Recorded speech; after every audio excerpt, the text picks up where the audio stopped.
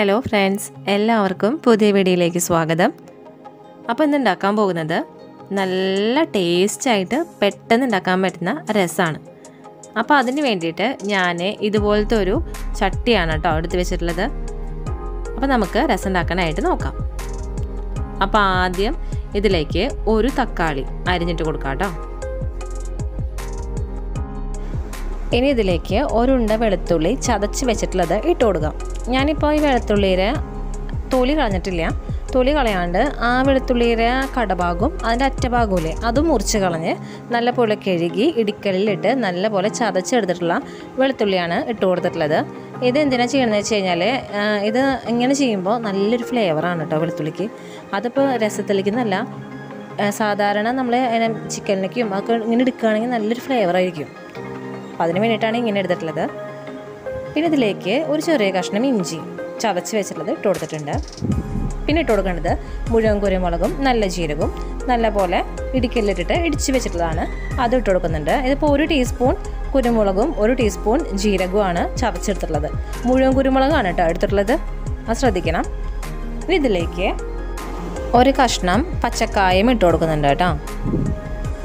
ഇതുപോലത്തെ ചെറിയൊരു കഷ്ണം പച്ചക്കായാണ് ഇട്ട് കൊടുത്തിട്ടുള്ളത്. ഇനി ഇതിലേക്ക് ചെറിയൊരു ഉണ്ട പുളി ഇട്ട് കൊടുക്കാം, കോൽപ്പുളി ഇട്ട് കൊടുക്കാം. ഞാനിപ്പോൾ കണ്ടില്ലേ ഇതുപോലത്തെ കുഞ്ഞൊരു ഉണ്ട കോൽപ്പുളിയാണ് ഇട്ട് കൊടുത്തിട്ടുള്ളത്. ഇനി ഇതിലേക്ക് 1/4 ടീസ്പൂൺ മഞ്ഞൾപ്പൊടി ഇട്ട് കൊടുത്തിട്ടുണ്ട്, 1 ടീസ്പൂൺ മല്ലിപ്പൊടി, 1/2 ടീസ്പൂൺ എരിവുള്ള മുളക് പൊടി. ഇനി ഇതിലേക്ക് ഒരു പച്ചമുളക്, കുറച്ച് മല്ലിയില അരിഞ്ഞിട്ട് കൊടുക്കാം. മല്ലിയില വരുമ്പോഴാണ് രസത്തിന് നല്ലൊരു പെർഫെക്റ്റ് ടേസ്റ്റും ഫ്ലേവറും എല്ലാം കിട്ടുന്നത്. എനിക്കൊക്കെ ഭയങ്കര ഇഷ്ടമാണ് ആ മല്ലിയിലയുടെ ഫ്ലേവർ. അത് രസത്തിലേക്കാണെങ്കിലും സാമ്പാറിലേക്കാണെങ്കിലും ഭയങ്കര ഇഷ്ടമാണ് കേട്ടോ. എല്ലാവർക്കും ചിലപ്പോൾ ഇഷ്ടപ്പെട്ടൊന്നും വരില്ല കേട്ടോ മല്ലിയിലയുടെ ഫ്ലേവർ. അപ്പോൾ ഇഷ്ടമല്ലെങ്കിൽ ആ മല്ലിയില ഇട്ട് കൊടുക്കേണ്ട, ആ ഒരു സ്റ്റെപ്പ് സ്കിപ്പ് ചെയ്താൽ മതി. പിന്നെ ഇതിലേക്ക് ആവശ്യത്തിന് ഉപ്പിട്ട് കൊടുക്കാം കേട്ടോ. പിന്നെ കുറച്ച് വെളിച്ചെണ്ണ ഒഴിച്ച് കൊടുക്കാം, ഒരു 1/2 ടീസ്പൂണോളം കേട്ടോ. രസത്തിലേക്കുള്ള ചേരുവകളൊക്കെ നമ്മൾ ഇട്ട് കൊടുത്തിട്ടുണ്ട്. ഇനി നല്ലപോലെ മിക്സ് ചെയ്തെടുക്കണം. അപ്പോൾ അതിന് വേണ്ടിയിട്ട് കൈ കൊണ്ട് നല്ലപോലെ ഇതുപോലെ ഉടച്ച് മിക്സ് ചെയ്ത് കൊടുക്കണം കേട്ടോ. ആ തക്കാളിയും ആ പുളിയും അതുപോലെ തന്നെ മല്ലിയിലയും എല്ലാം കൂടി ഇതുപോലെ മിക്സ് ചെയ്ത് കൊടുക്കണം. ഇത് കാണുമ്പോൾ എനിക്ക് വായിൽ വെള്ളം വരുന്നുണ്ട്. അപ്പോൾ ഈ ഇങ്ങനെ മിക്സ് ചെയ്യുന്ന ഒരു പെർഫെക്ഷൻ ഇല്ലേ, അത് നമ്മുടെ ചട്ടകം കൊണ്ട് മിക്സ് ചെയ്താൽ കിട്ടില്ല. അതുകൊണ്ടാണ് ഞാൻ കൈ കൊണ്ട് മിക്സ് ചെയ്യാൻ പറയണത്. ചിലപ്പോൾ കൈ കൊണ്ട് മിക്സ് ചെയ്ത് കഴിഞ്ഞാൽ ചിലപ്പോൾ പലർക്കും ചുട്ടുനീറ്റൊക്കെ ഉണ്ടാവും. അപ്പോൾ അങ്ങനെയുള്ളവർ ചെയ്യണ്ട കേട്ടോ. അങ്ങനെയുള്ളവരൊക്കെ ചട്ടകം കൊണ്ട് തന്നെ ചെയ്താൽ മതി.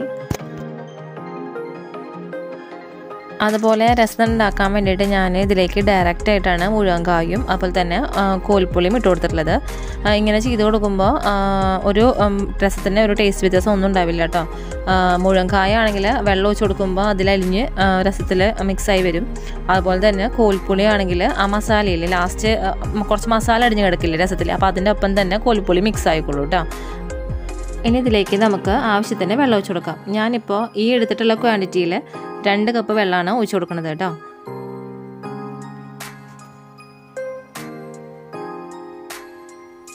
ഇനി ഇത് അടുപ്പത്തേക്ക് വെക്കാനായിട്ട് നോക്കാം.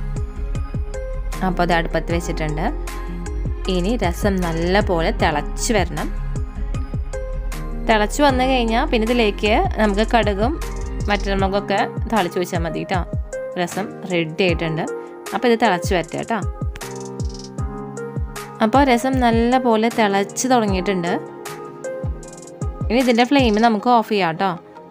ഇതുപോലെ തിളച്ച് കഴിഞ്ഞ് കഴിഞ്ഞാൽ നമുക്ക് ഇനി താളിച്ച് ഒഴിച്ച് കൊടുത്താൽ മതി. ഇങ്ങനെ തിളച്ച് വരുമ്പോഴേ നല്ലൊരു ഫ്ലേവറാണ് വരുന്നത്. മല്ലിയിലയും വെളുത്തുള്ളിയും എല്ലാം കൂട്ടിയിട്ട് നല്ലൊരു ഫ്ലേവർ. അപ്പം ഞാനിതിൻ്റെ ഫ്ലെയിം ഓഫ് ചെയ്തിട്ടുണ്ട് കേട്ടോ. ഇനി നമുക്ക് ഇതിലേക്ക് കടുകും വറ്റൽമുളകൊക്കെ താളിച്ച് വയ്ക്കാനായിട്ട് നോക്കാം. അതിന് വേണ്ടിയിട്ട് ഒരു ചീഞ്ചട്ടി അടുപ്പത്ത് വെച്ചിട്ടുണ്ട്. അതിലേക്ക് കുറച്ച് വെളിച്ചെണ്ണ വെച്ച് കൊടുത്തിട്ടുണ്ട്. വെളിച്ചെണ്ണ ചൂടായി വന്നിട്ടുണ്ട്. ഇതിലേക്ക് കുറച്ച് കടുക് ഇട്ട് കൊടുത്തിട്ടുണ്ട് കേട്ടോ. ഈ കടുക് പൊട്ടി വരട്ടെ. കടുക് പൊട്ടി കഴിഞ്ഞ് വന്നിട്ടുണ്ട്. ഇതിലേക്ക് 2 വറ്റൽമുളക്, കുറച്ച് കറിവേപ്പില, ഒരു 1/4 ടീസ്പൂൺ ഉലുവ ഇട്ട് കൊടുത്തിട്ടുണ്ട് കേട്ടോ.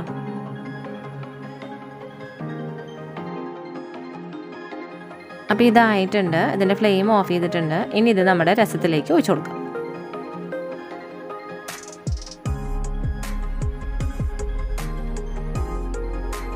ഇനി ഇതൊന്ന് ഇളക്കി കൊടുക്കാം കേട്ടോ. അപ്പോൾ രസം റെഡി ആയിട്ടുണ്ട്. കഴിക്കാൻ നല്ല ടേസ്റ്റുള്ള റെസിപ്പിയാണ്. അതിൻ്റെ ഒപ്പം തന്നെ രസം പല പ്രശ്നങ്ങൾക്കും ഒരു പരിഹാരമാണ്. അപ്പോൾ ഗ്യാസിൻ്റേതായ പ്രശ്നങ്ങൾ, അതുപോലെ തന്നെ ദഹനത്തിൻ്റെ പ്രശ്നങ്ങളൊക്കെ വരില്ലേ, ചില സമയത്ത് നമുക്ക് ദഹനം കുറവ് മൂലം വയറുവേദന വരും. അതുപോലെ തന്നെ ഗ്യാസിൻ്റെ പ്രശ്നമൊക്കെ വരുമ്പോൾ ആകെ ആ സമയത്തൊക്കെ നമുക്ക് ഇതുപോലെ രസം വെച്ച് കുടിക്കുകയാണെങ്കിൽ നല്ലതാണ് കേട്ടോ. അപ്പോൾ അങ്ങനത്തെ പ്രശ്നങ്ങൾക്കൊക്കെ രസം നല്ലൊരു മെഡിസിനും കൂടിയാണ്. അപ്പോൾ ഞാൻ അതിൽ ഉപ്പൊക്കെ നോക്കി നോക്കട്ടെ. അടിപൊളിയായിട്ടുണ്ട്, നല്ല പെർഫെക്റ്റ് ടേസ്റ്റ് ആയിട്ടുണ്ട്. അപ്പോൾ എല്ലാവരും ഇത് ഉണ്ടാക്കി നോക്കി നോക്കണം. അപ്പോൾ ഉണ്ടാക്കി നോക്കിയിട്ട് ഇഷ്ടമായെങ്കിൽ ഫീഡ്ബാക്ക് കമൻറ്റ് ചെയ്യാൻ മറക്കരുത്. അപ്പോൾ എല്ലാവർക്കും ഈ വീഡിയോ ഇഷ്ടമായെങ്കിൽ ലൈക്ക് ചെയ്യുക, ഷെയർ ചെയ്യുക, കമൻറ്റ് ചെയ്യുക, സബ്സ്ക്രൈബ് ചെയ്യുക.